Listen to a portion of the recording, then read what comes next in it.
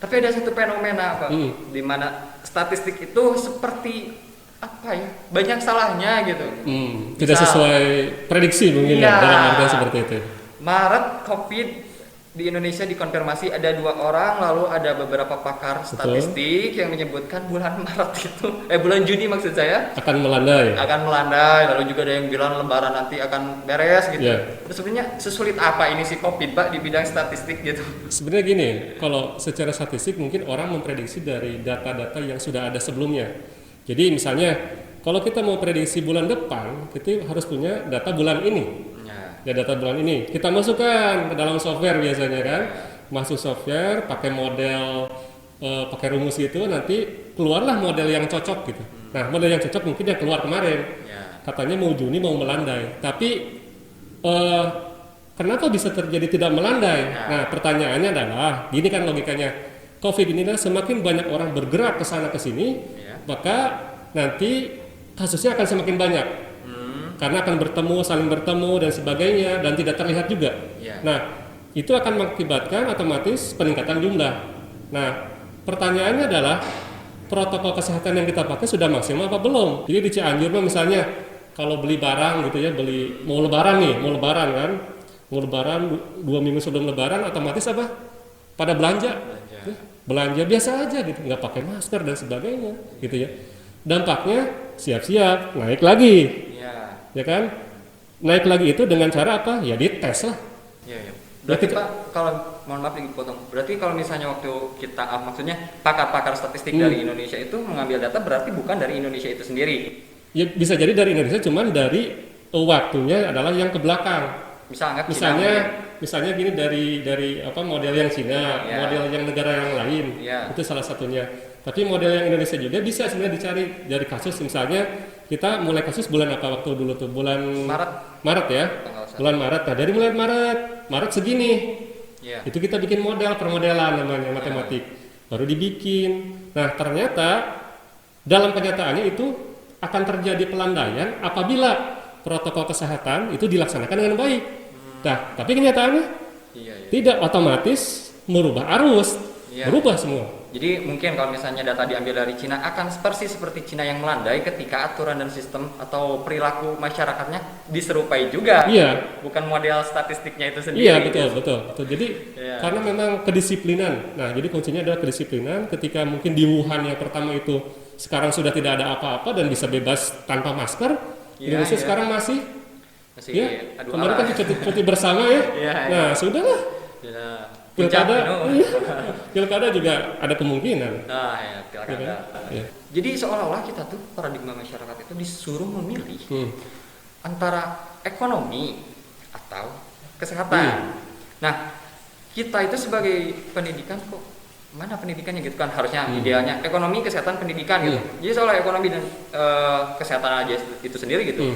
Dan menurut Bapak gitu, bagaimana sih sebenarnya pemerintah itu melihat sistem pendidikan ini di era pandemi, apakah sudah baik atau memang hanya ekonomi dan kesehatan saja yang dipikirkan gitu?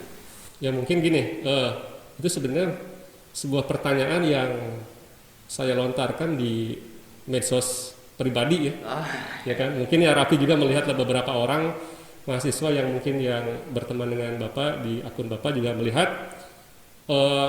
Pertanyaannya adalah prioritas manakah misalnya ya, antara ekonomi, misalnya politik, kesehatan, pendidikan dan seterusnya. Nah, pendidikan itu cenderung nggak ada kan? Ya, hampir nggak ada. Kenapa? Karena mungkin gini, ibaratnya kita prioritaskan tetap kata negara itu adalah masalah ekonomi. Pertama, kenapa ekonomi? Mungkin ya, sejak dulu kan kita lakukan PSBB. PSBB itu otomatis yang bekerja ya wayahnya berhenti dulu atau dirumahkan. Malah perusahaan-perusahaan juga menawarkan silakan mau misalnya keluar dari perusahaan kita kasih pesangon atau dirumahkan tetap kita gaji cuman nggak full.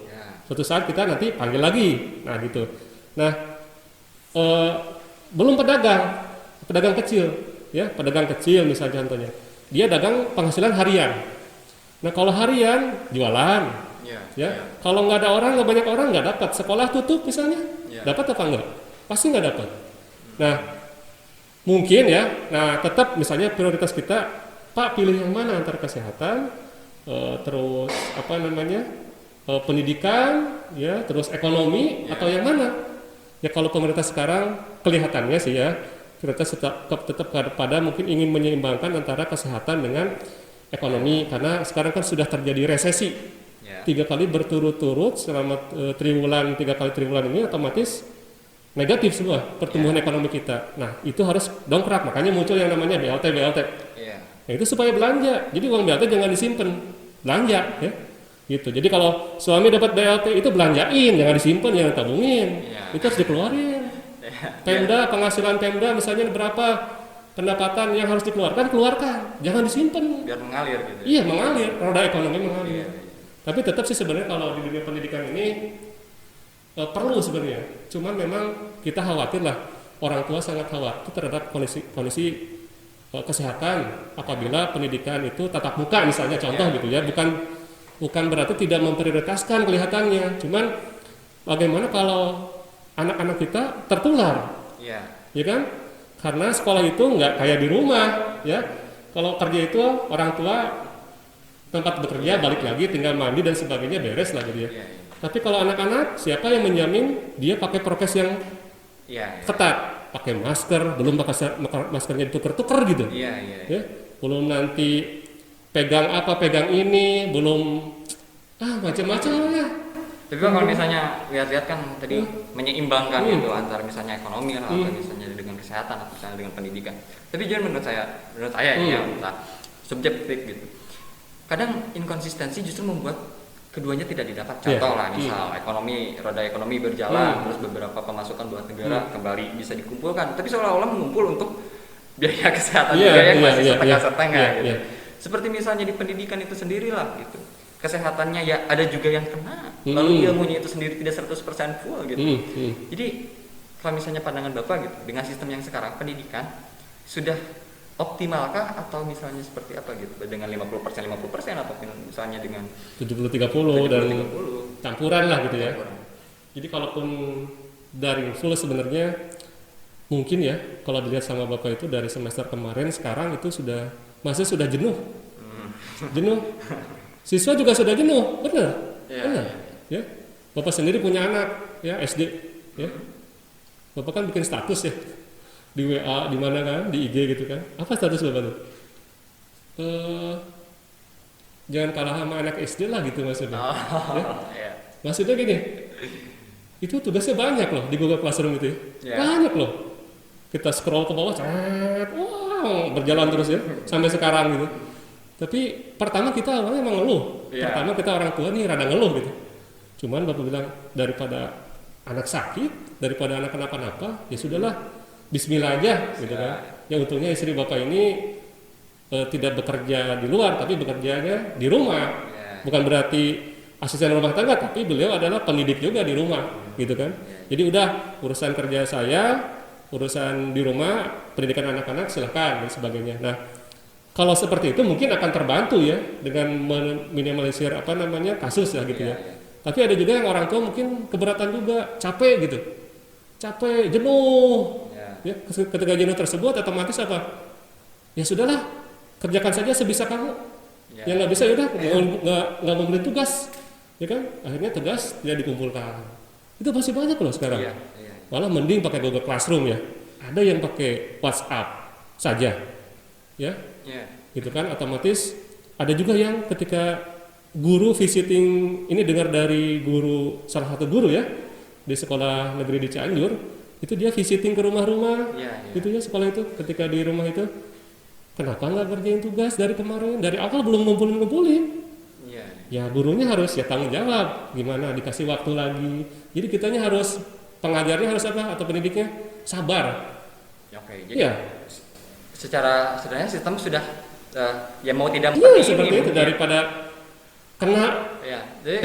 Tapi susah juga kayaknya untuk bilang ini sudah benar gitu dalam posisi seperti atau. Ya kalau benar secara pasti full benar apa tidak sih enggak juga sih.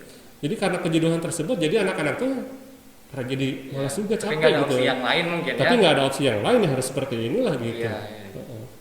So misalnya dari kampus itu sendiri Universitas Jember 2 hari lalu 1 dosen 1 karyawan meninggal dunia, terus dites 350 orang, lalu ada 15 karyawan yang ternyata aktif.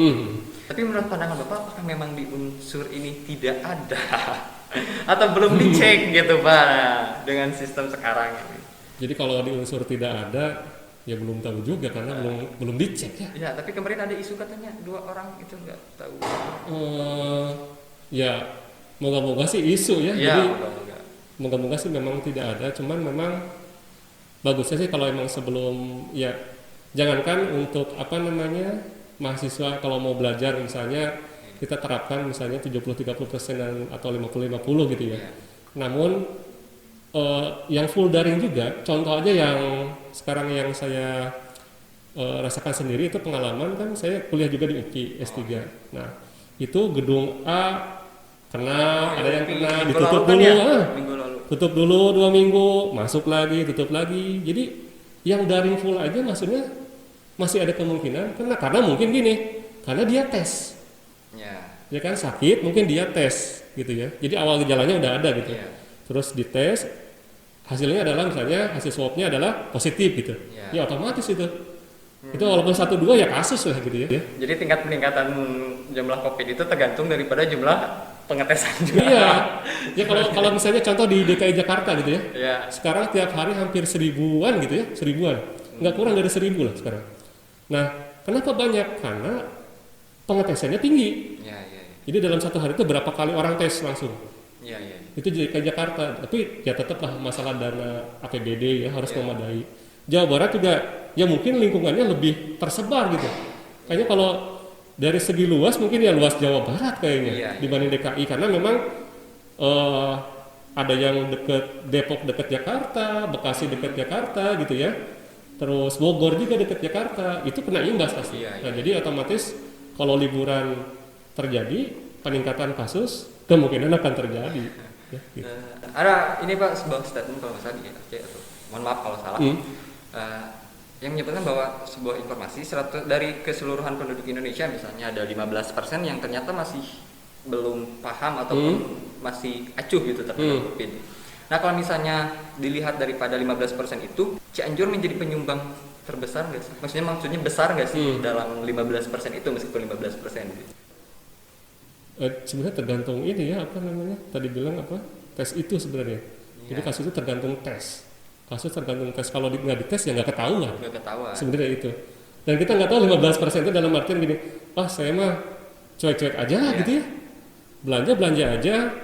Misalnya jarang cuci tangan dan sebagainya, tetap misalkan kalau di pasar jarang cuci tangan, pedagang itu kan tetap seperti itu. Karena mungkin menganggap bahwa ada nggak sih COVID itu. Nah malah ada yang nggak percaya COVID itu ada itu. Itu ada beberapa orang sudah jelas ya. Wah COVID ini bikinan propaganda dari gini dan sebagainya. Nah itu tuh jadi karena mungkin dari keluarga, dari teman dan jarang nonton berita gitu ya, mungkin ya gitu ya. Jadi menganggap itu nggak ada yang paling. Jadi apakah harus menunggu COVID itu ada ke dirinya gitu, ke keluarganya, baru dikatakan ada sehingga jadi sadar. Nah intinya sih kesadaran, makanya pemerintah mungkin mengingatkan kembali, makanya ada operasi justisi di jalan ya.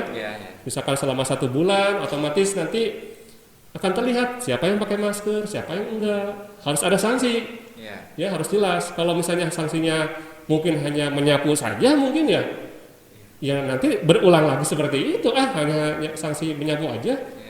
Kecuali misalnya ada denda dan sebagainya, tapi ya kita lihat juga sih mampu apa enggak dia dalam hal keuangannya. Jangan sampai kena denda juga nanti kasihan pedagang kecil dan sebagainya. Jadi tetap aja harus sabar lah. Ya pemerintah sabar, kita dunia pendidikan juga dosen mungkin sabar, mahasiswa juga sabar. Jadi pokoknya intinya bertahan dengan sabar ini. Kalau misalnya Bapak menyabari misalnya maksudnya, ya memang pedagang-pedagang harus sabar misalnya karena memang situasinya seperti ini. Tapi kalau misalnya ditanya gitu Pak, apakah dosen atau pendidik juga sebenarnya menahan sabar gitu Pak? Entah itu dalam mendidik atau misalnya daripada gaji gitu misalnya.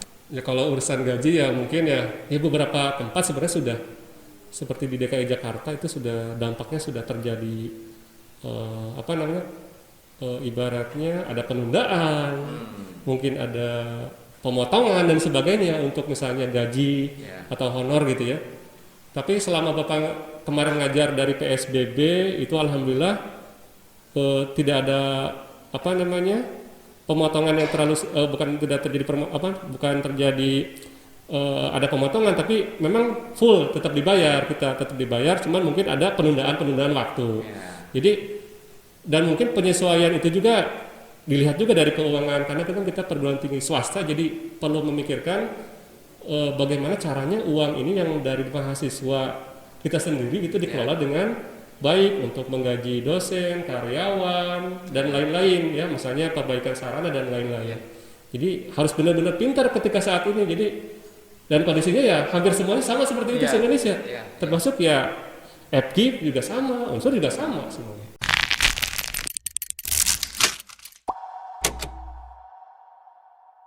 Februari akhir tanggal 30 tuh pergi ke Jakarta sendiri naik bis gitu, lalu pulang ke sini tuh tanggal 1 nggak salah, dan tanggal 1 atau tanggal 2. Lalu pas sampai rumah tuh ada kabar Joko Widodo mengkonfirmasi ada 2 orang Indonesia gitu.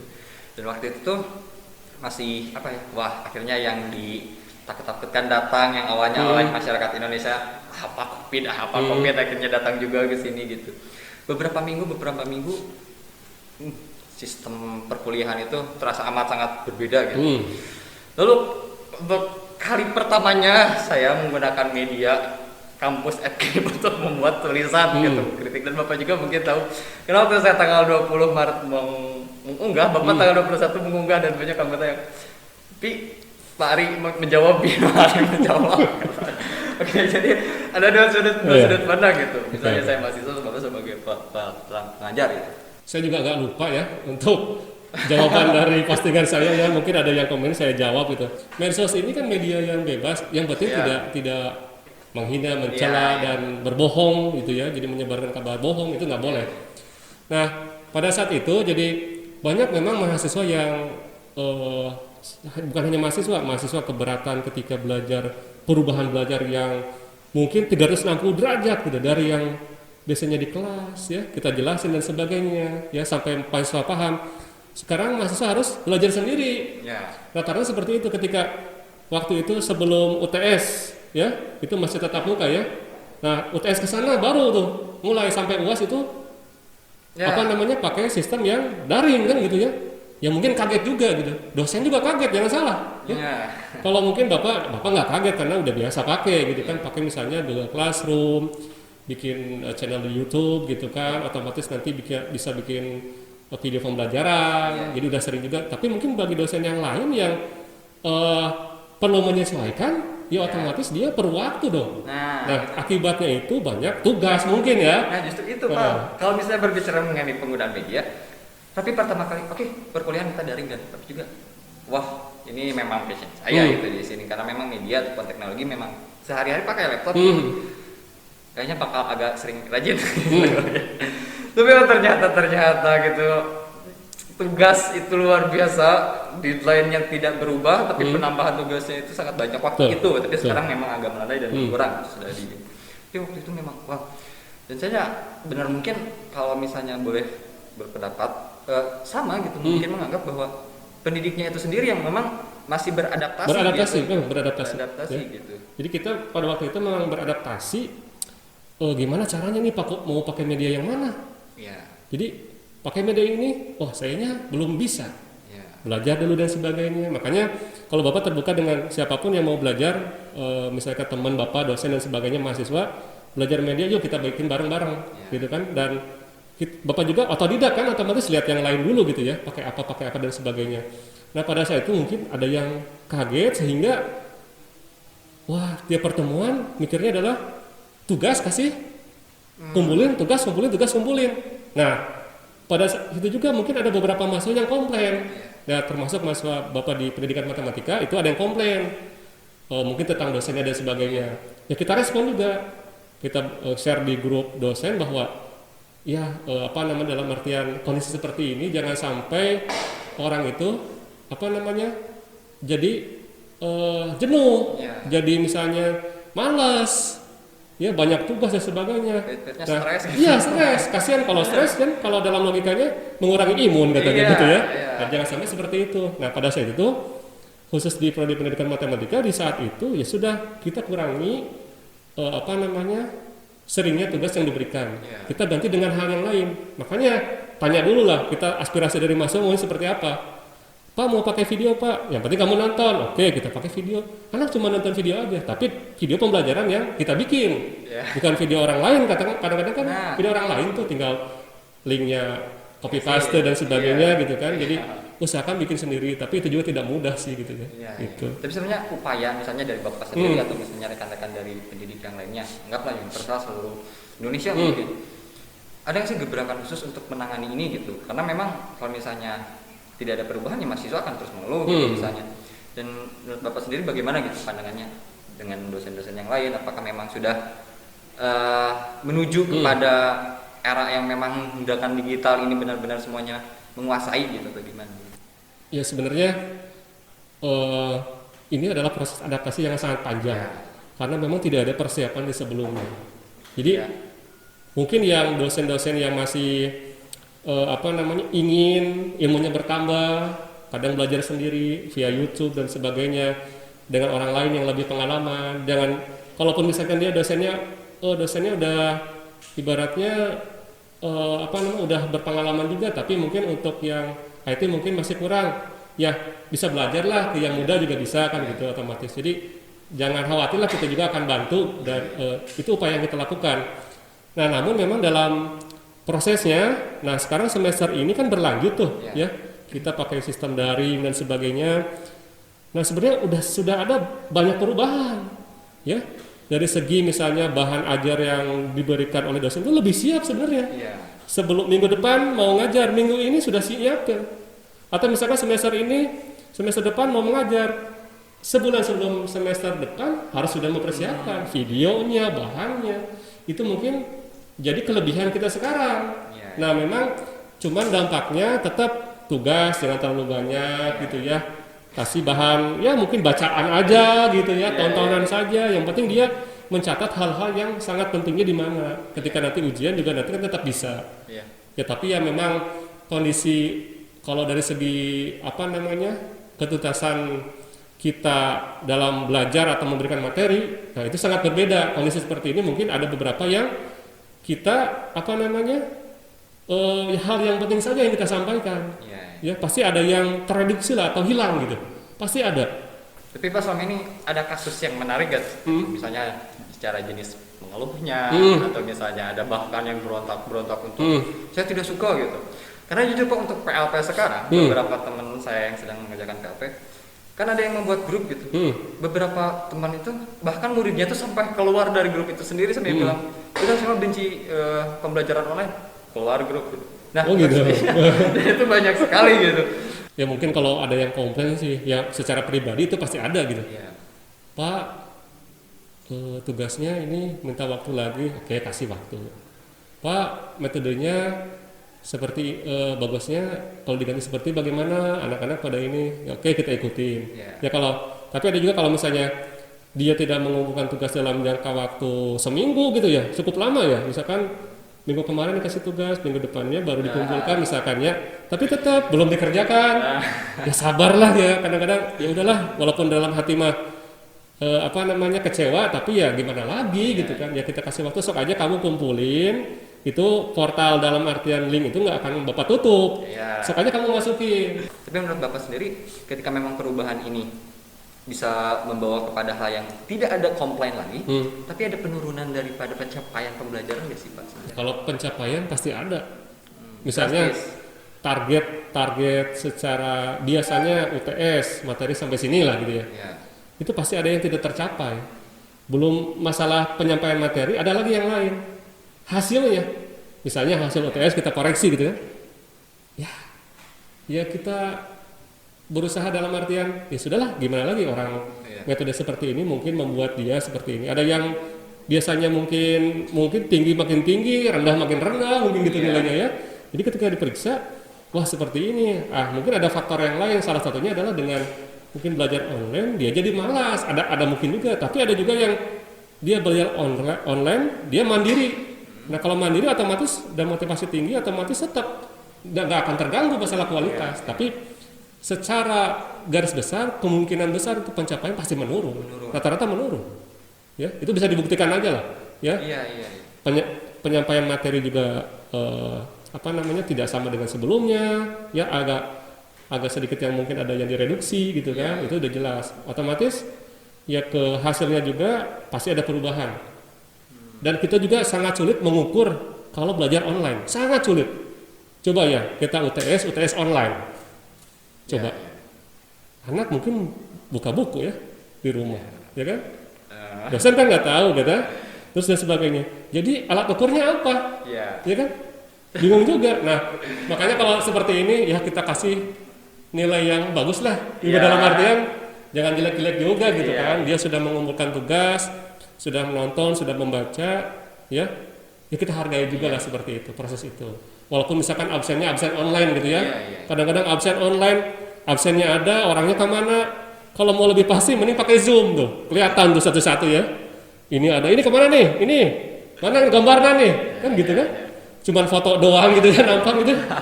Foto doang nampak gitu kan, ini kemana? Taunya lagi ke WC, taunya gitu. Foto profilnya di satu. Iya, kan kayak gitu. Sampai dipanggil-panggil, ini kemana? Tidur jangan-jangan ini kan. Balik lagi ke pilkada nih.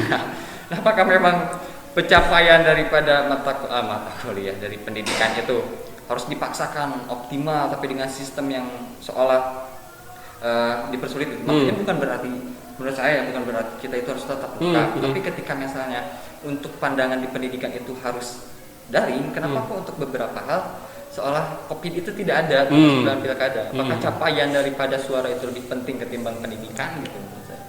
Nah, ini berat menjawabnya ya. Jangankan saya ya, yang menjawab ahli politik aja atau ahli pendidikan saja mungkin berat menjawabnya lah misalnya. Jadi pertanyaan yang berat. Sebenarnya jawabannya apa ya? Pemerintah sebenarnya. Pemerintah sendiri mengizinkan dan seolah kata berita sih ya, kata berita itu kata Mendagri itu bahwa mengklaim bahwa tidak ada penambahan kasus di daerah zona merah yang sedang pilkada, misalnya contoh gitu ya, tidak ada penambahan, malah terjadi yang di luar pilkada. Nah itu wallahu alam itu datanya seperti apa. Tapi menurut saya kalaupun dalam pemilihan ya itu tadi ada 200 orang yang memilih dalam satu TPS, memang dapat dijadwal gitu. Rumah ini sampai rumah ini datangnya jam 9 ya. Bisa seperti itu apa tidak? Kira-kira? Nggak bakal. Bahkan seketat apapun mungkin tidak. Terus pakai masker. Oke, pakai masker tetap harus jaga jarak. Sebenarnya. Jadi apakah berdekatan juga dengan jarak setengah meter pakai masker nggak terjadi apa-apa? Ya belum tentu juga. Ya kan? Tetap jaga jarak, tetap pakai masker. Caranya itu. Nah, ketika pilkada itu ya kita nggak tahu terjadinya kerumunan baik dalam waktu pertama ada pawai ya. Masih ingat beberapa paslon itu mengadakan pawai. Di semua di Indonesia semua itu ada pawai, otomatis apa ya kerumunan itu. Itulah kerumunan, lebih dari 5 orang disebut kerumunan, katanya kan seperti itu aturannya. 5 orang lebih kerumunan, tetap berkerumun, 5 orang berkerumun. Makanya kalau misalnya dibandingin dengan kelasnya mungkin dalam satu kelas itu cuma 30 orang. Ini bukan berarti kayak seolah harus pendidikan tatap muka, tapi kalau misalnya di-compare gitu dibandingkan rasanya agak konyol juga gitu. Ya bukan prioritas lah kalau menurut Bapak sih, jadi antara mungkin ingin menjaga salah satunya, tapi ternyata yang lain malah dilaksanakan maksudnya gitu dari misalnya segi politik pilkada ini kan se-Indonesia gitu ya. Jadi potensi penyebarannya nanti kita lihat setelah Desember itu pemilihan apakah nanti ada lonjakan. Soalnya Bapak yang berita terbaru yang sekarang di Pemkab kalau nggak salah itu ada yang kena. Ini berita yang barusan ya, itu ada yang kena di Cianjur. Lalu camat juga ada yang kena. Apakah juga ini efek dari pilkada gitu, pergerakan pilkada? Ya kita nggak tahu sih seperti apa. Ada beberapa hari kemarin tuh beberapa hari yang lalu di Cianjur itu. Nah kalau misalnya yang saya dengar itu katanya yang petahananya jangan dilama-lamain karena pengen ada yang ganti makanya. Jadi bisa juga.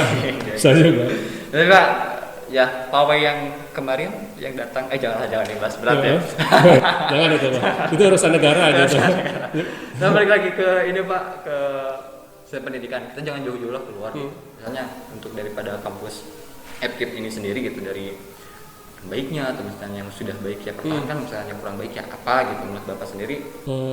Kita ini sebenarnya kadang-kadang bingung ya mau seperti apa. Cuman kalau ideal sih tidak ideal, tapi yang bisa kita lakukan sekarang adalah belajar, misalnya kalau perlu blended learning atau campuran 70% 30% atau daring full sekalipun gitu kan, itu silahkan. Yang penting mengurangi yang namanya kerumunan, pertemuan-pertemuan yang banyak orang, mungkin 20 orang lebih, 5 orang lebih dan seterusnya, itu dikurangin. Yang penting itu. Terus waktunya juga ketika harus misalnya bertemu orang juga tetap harus pakai masker. Jadi lumayan ya kalau ngajar tatap muka itu pakai masker ya, lumayan. Ya, bahasa Sunda nama ungap gitu ya. Tapi gimana lagi? Tapi mending atau pakai face dan sebagainya. Cuman memang ini bukan pilihan yang terbaik, tapi ini adalah pilihan yang mungkin dilakukan. Ya, pengennya sih kalau Bapak idealnya Bapak mengajar tatap muka sebenarnya. Ya, mahasiswa juga begitu, pengen tatap muka dan sebagainya. Jadi orang tua nggak kerepotan. Kalau mahasiswa nggak akan repot orang tua. Tapi kalau SD, SMP masih kerepotan orang tua. Jadi semua orang tua pasti udahlah sekolah kan gitu ya. Nah, cuman Bapak yakin lah dalam kondisi seperti ini mahasiswa bisa beradaptasi gitu kan. Nah, tinggal nanti proses komunikasi dengan dosennya seperti apa. Ya, apakah nanti ya tugasnya jangan terlalu banyak, yang penting materi tersampaikan. Jadi tetap menjaga pencapaian. Harapannya sih tidak menurun lah, harapannya tidak menurun ya. Tapi kalau memang kenyataan seperti itu, ya itu seperti itu, dan ini generasi yang perlu dimaklumi. Iya. semua jenjang pendidikan ya. Ya, pokoknya kan misalnya harus jujurkan dalam nilai ijazah lah. Mungkin tahun ini adalah yang paling rendah. Kalau ya bisa jadi. Bisa tidak dimanipulasi. Iya. Ya.